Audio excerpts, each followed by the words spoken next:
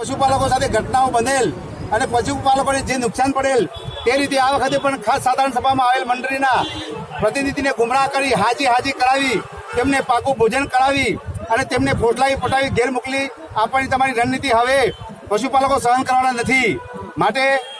માટે એ કરી અમારી તો એવી પણ રજૂઆત છે કે જનરલ સભા બધા સભાસદોને લઈને કરવી જોઈએ।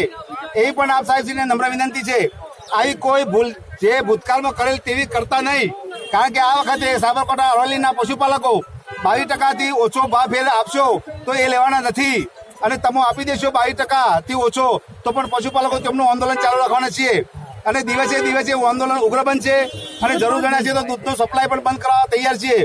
જ્યાં સુધી અમારી માગણીઓ ના સંતોષાય ત્યાં સુધી આપ સાહેબને ફરીથી વિનંતી છે કે કોઈ પણ એવું પગલું ના લેતા જેથી પશુપાલકોને વિરોધ કરી સંસ્થા સામે બરોક પોકારવો પડે।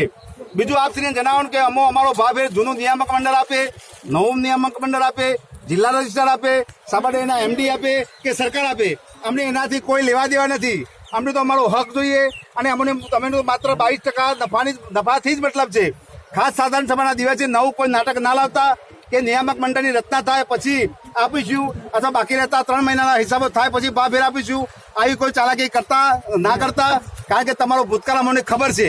સાબરડેરીમાં મોટા ખર્ચા કરી જનરલમાં આવેલ સંસ્થાના પ્રતિનિધિને પાકું ભોજન કરાવવાની જરૂર લાગતી નથી। માટે સાધારણ સભાનો ટાઈમ બપોરે 12 કલાક પછીનો કરો, કારણ કે પાકું ભોજન તમારો રામબાણ ઇલાજ છે।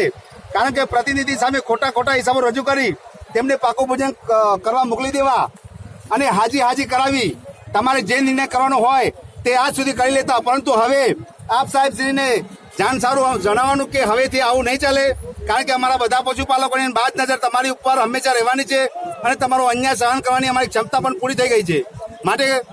માટે કરી સાબરડેરીમાં કોઈ પણ નિર્ણય કરતા પહેલા 7 વખત વિચારજો। બસ આ સંદર્ભમાં અમારી ઘણી બધી રજૂઆતો છે, પરંતુ આગળ રજૂ કરીશું। અને બીજું સાહેબ તમને જણાવવાનું કે સાબરડેરીમાં થતા ભ્રષ્ટાચારથી પશુપાલકોને જાણ નથી એવું સમજતા હોય એ તમારી મોટી ભૂલ છે। પશુપાલકો બધું જ જાણે છે પરંતુ સહન કરે છે અને જે દિવસે સહન કરવાની શક્તિ પૂરી થઈ જશે તે દિવસે મોટો વિસ્ફોટ થશે, તે જે તમે બધાને તકલીફ કરશે ભવિષ્યમાં। બસ એટલી કહેતા સાબરકાંઠા અરવલ્લી પશુપાલક સમિતિ।